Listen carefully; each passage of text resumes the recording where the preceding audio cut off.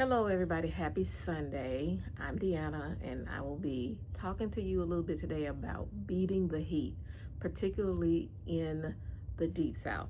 I am in North Central Alabama, Zone 8A, and today the high is 92 degrees.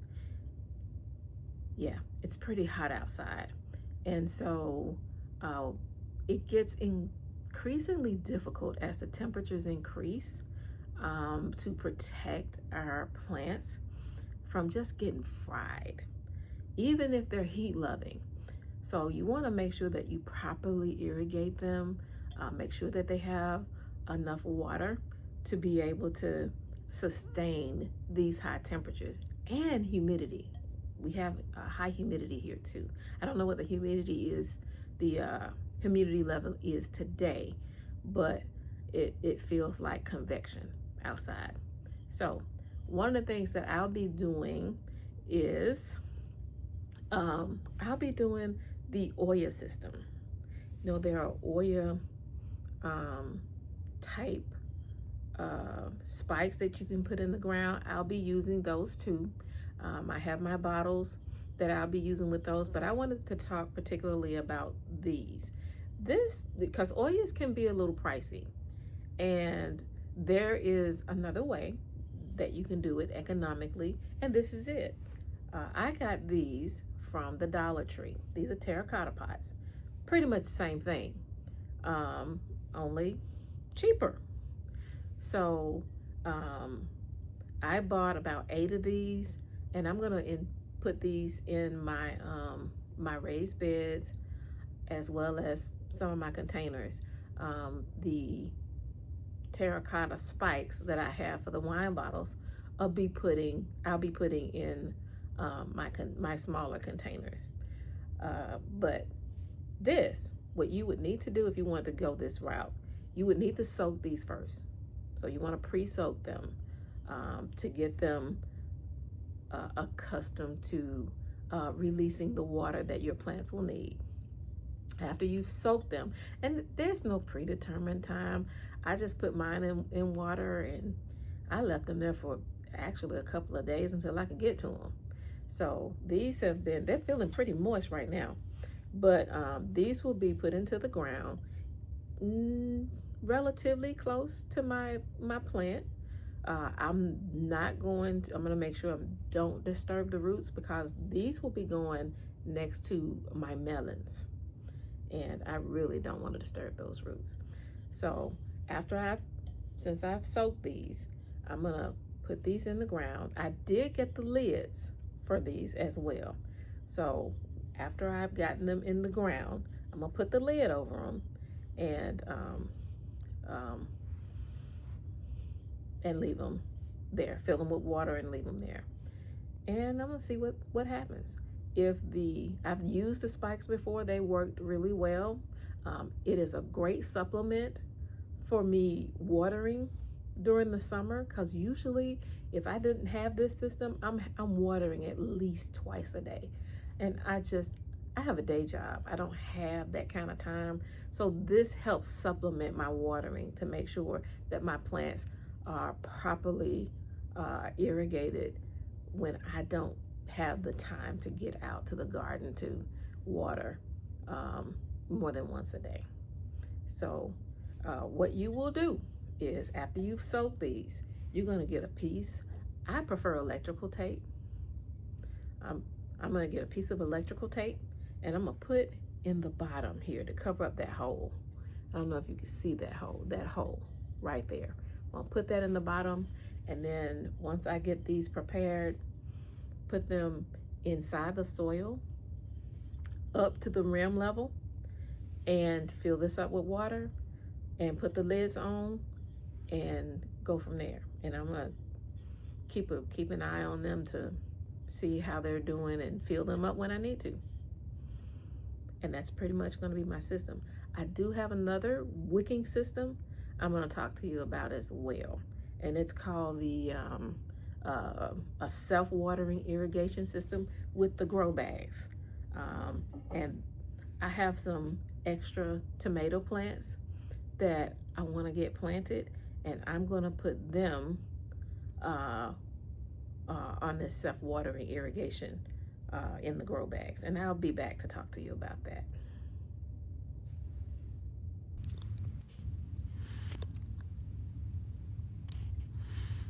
This is the reservoir of the FlexFeed self-watering system. The FlexFeed self-watering system. What you're seeing here is the water level indicator.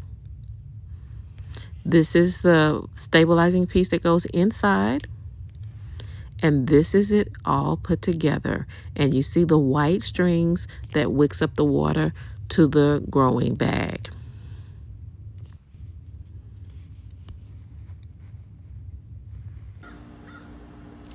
Okay, so here are the terracotta pots that you saw earlier that had been pre-soaked. And here they are installed in my watermelon bed. This watermelon is a black diamond, and I also have installed the terracotta spikes here. See, push back some of this mulch. You can see it right there. And this is the wine bottle that it is in, and it is filled with water to help out in keeping this soil good and moist. Another thing that I used to help battle and beat the heat is some good old-fashioned mulch.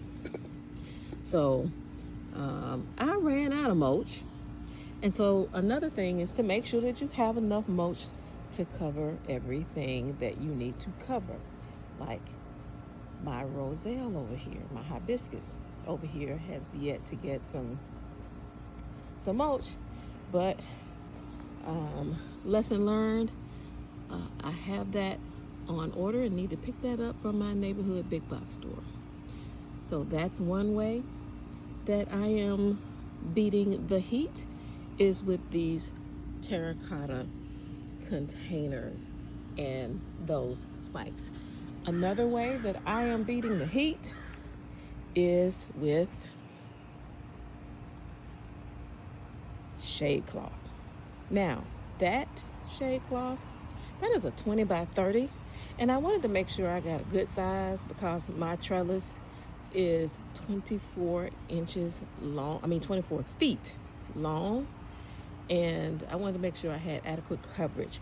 Most of what's in there is tomatoes, and I'll do a tour soon, but for now I just need to talk to you guys about beating the heat.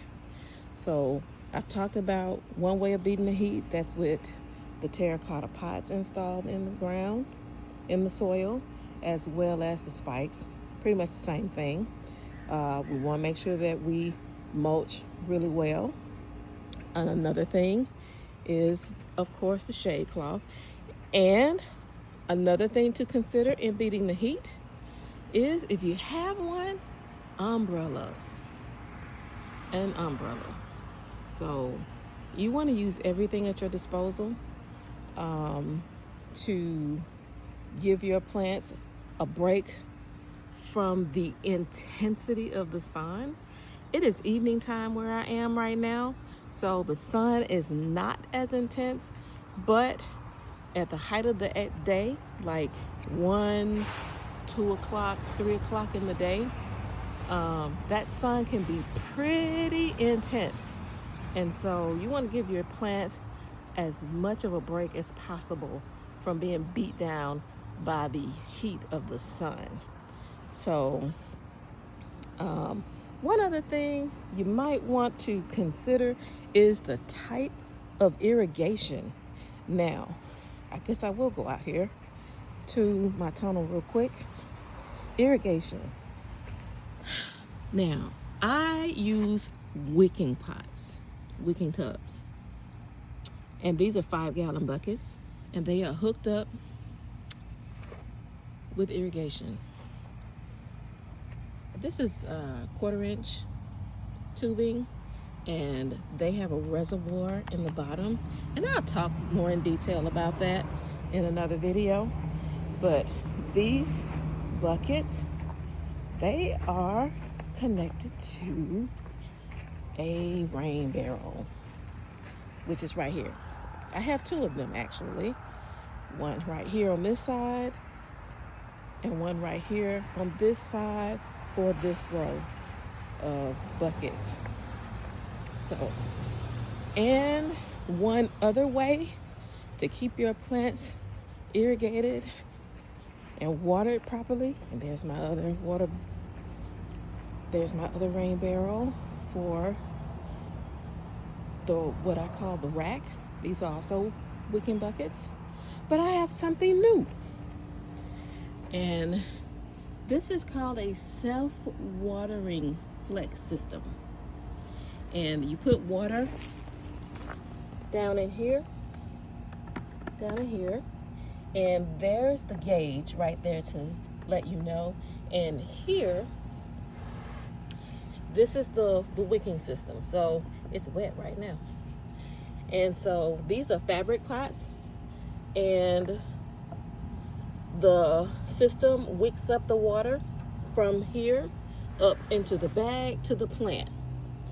Now, these are new to me, so I will keep you all posted on how these do.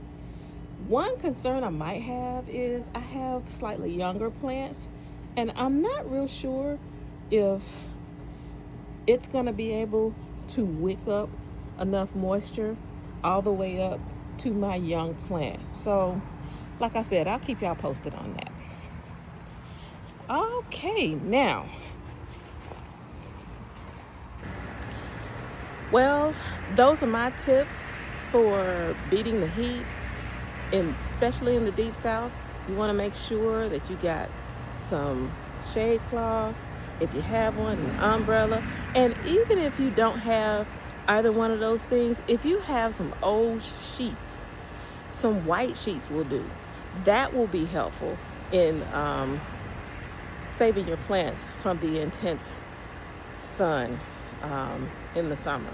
So July is coming up, and July in the deep south is the hottest month of the year. So you want to make sure that you are able to provide proper protection for your plants, as well as proper irrigation. So those are my tips. Thank you for joining me. If you're new here, welcome. If you are returning, thank you for coming back to see me. And I'll see you all in the next video. Y'all have a good one, all right?